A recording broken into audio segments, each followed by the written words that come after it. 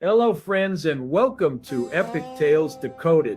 I am your host, and today we will walk the dim and dangerous path of mythology, where boons and curses are two sides of the same coin, where a moment of anger, an insult, or a mistake can change the course of history forever. Today, we will learn the stories of those powerful and terrible curses whose echoes are still heard in our culture and religion today. These curses were laid upon gods, demons, kings, and even the Lord himself. These stories teach us that the law of karma is absolute and the fall of arrogance is certain. These tales remind us that words have the power of both creation and destruction.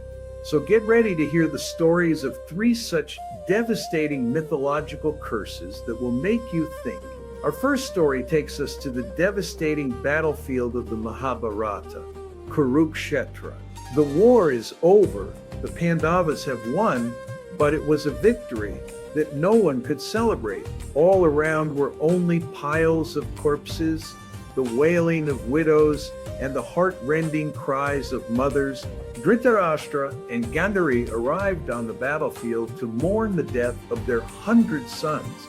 Despite the blindfold on her eyes, Gandhari was recognizing the body of each of her sons. Seeing the mutilated body of her beloved son, Duryodhana, a mother's heart burned with the flame of grief and anger. At that moment, Lord Krishna, who was the charioteer and guide of the Pandavas, came to them to express his condolences. As soon as she saw Sri Krishna, all of Gandhari's composure broke. She shouted in anger, "O Krishna, O Madhusudana, you could have stopped this war if you wanted to. You had divine power, you could have convinced both sides, but you did not do so. You deliberately let my clan be destroyed. Just as you have seen the destruction of my clan, you will also see the destruction of your own clan with your own eyes." She gathered all the power of her devotion to her husband and cursed, "O Krishna, if I have served my husband with a true heart, then I curse you. 36 years from today, your entire Yadu dynasty, your own people, will be destroyed by fighting each other. Your sons, grandsons, and all the Yadavas will be thirsty for each other's blood. And you will watch all this helplessly. And in the end, at the hands of an ordinary hunter, you will die like an orphan." Lord Krishna, who was himself an incarnation of Narayana, could have nullified this curse if he wanted to, but he accepted Gandhari's curse with a smile and a calm demeanor. He said, "O Devi, I know that the Yaduvanshis have become arrogant and insolent.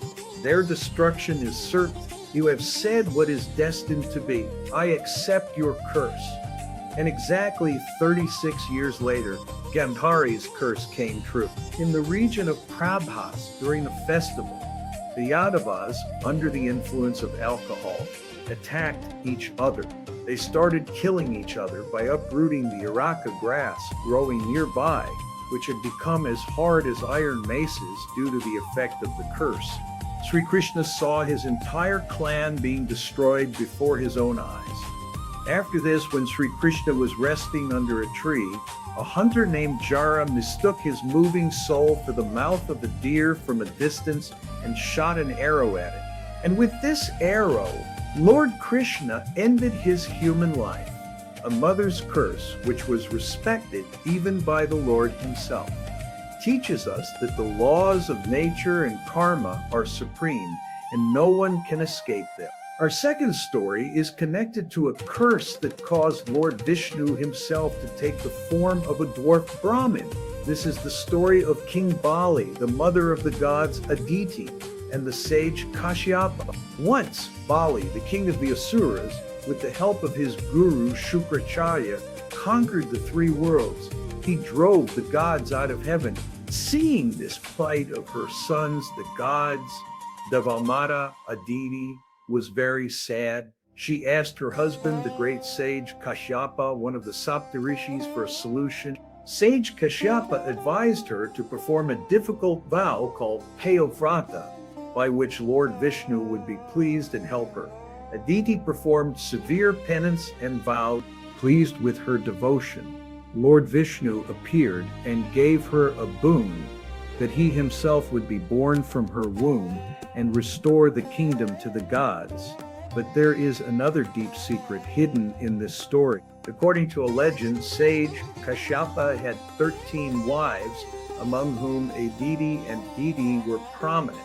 The gods were born from Aditi and the demons, Asuras, from Sage Kashyapa, loved both his wives equally, but they were often jealous of each other. Once, Sage Kashyapa was in seclusion with his wife Aditi. At the same time, his other wife Deti, the mother of the Asuras, arrived there and started demanding time for herself. This disturbance caused anger to arise in the mind of Sage Kashyapa.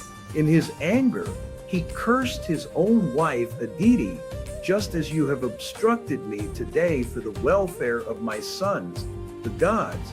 You too will have to suffer the grief of separation from your son. According to another legend, this curse was not given by Kashyapa to Aditi, but by Aditi to Kashyapa because he was showing more affection towards her co-wife Didi. Whatever the reason, as a result of this curse, when Lord Vishnu was born as Vamana from Aditi's womb, he had to leave his parents' home and go to King Bali's yajna. Vamana, in the form of a short-statured brahmachari, reached King Bali's sacrificial hall. Bali, who was famous for his generosity, welcomed the little Brahmin and asked him to ask for anything. Vamana said with a smile, "O king, I want nothing more than 3 paces of land measured by my feet." King Bali laughed. He thought, how much land can this little boy measure in 3 paces? He took the vow of donation. As soon as the vow was completed, Lord Vamana assumed his cosmic form. He measured the entire earth in 1 pace, and the entire sky and heaven in the 2nd pace. Now there was no place left to put the 3rd pace. King Bali understood that this was no ordinary boy, but Lord Vishnu himself.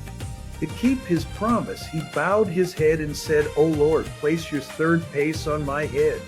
Lord Vishnu was very pleased with King Bali's commitment to his word.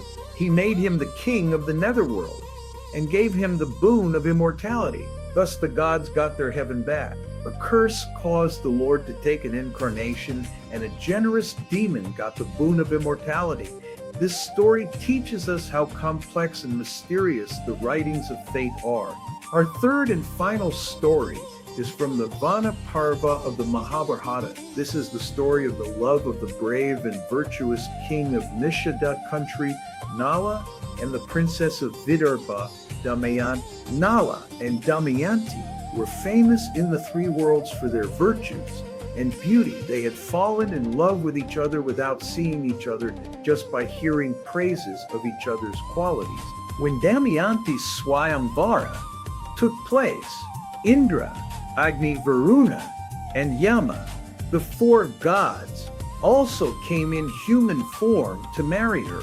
But Damayanti, with the power of her true love, recognized King Nala even among the gods and put the garland around his neck.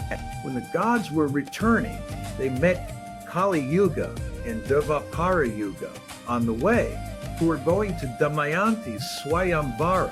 When they learned that Damayanti had married Nala, Kali Yuga became angry. He decided to take revenge on Nala for insulting the gods. He vowed that he would lead Nala astray from the path of righteousness and separate him from his kingdom and wife. Kali Yuga wandered for 12 years in search of an opportunity, but King Nala was so righteous and pure that Kali Yuga could not find any opportunity to enter his body. One day, King Nala sat for evening prayer. While washing his hands and feet before the prayer, in a hurry, a small part of his foot remained dry. That was it. This was the opportunity Kali Yuga was looking for. He entered King Nala's body from that impure spot. As soon as he came under the influence of Kali Yuga, King Nala's intellect became corrupted. He started gambling with his brother Pushkara. Under the influence of Kali Yuga, he lost everything: his kingdom, his property, and even his clothes. Nala and Damayanti had to leave the kingdom and go to the forest. Kali Yuga tormented them so much that one night Nala left his sleeping wife Damayanti alone in the forest, thinking that perhaps without him, Damayanti could go to her father's house and live happily. After this, both of them suffered terrible hardships for many years until Nala was freed from the influence of Kali Yuga with the help of a Naga named Karkotaka, and finally won back his kingdom with his intelligence and bravery and was reunited with Damayanti. This story teaches us that even a small mistake or impurity can have devastating consequences, especially when negative forces are looking for an opportunity.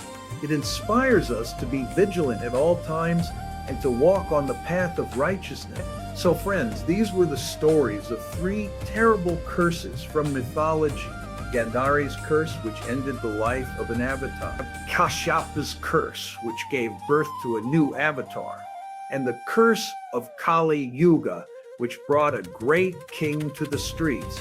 These stories tell us how powerful our actions, our words, and our emotions are. They warn us of the dangers of walking on the path of arrogance, anger, and unrighteousness. Which of these curse stories did you find the most mysterious and instructive? Do you know the story of any other mythological curse? Do let us know in the comments below. If you like this mysterious and informative episode, then please like this video, share it with your friends, and don't forget to subscribe to Epic Tales Decoded. Until next time, use your words carefully, because they can be a boon for someone and a curse for someone else. Thank you.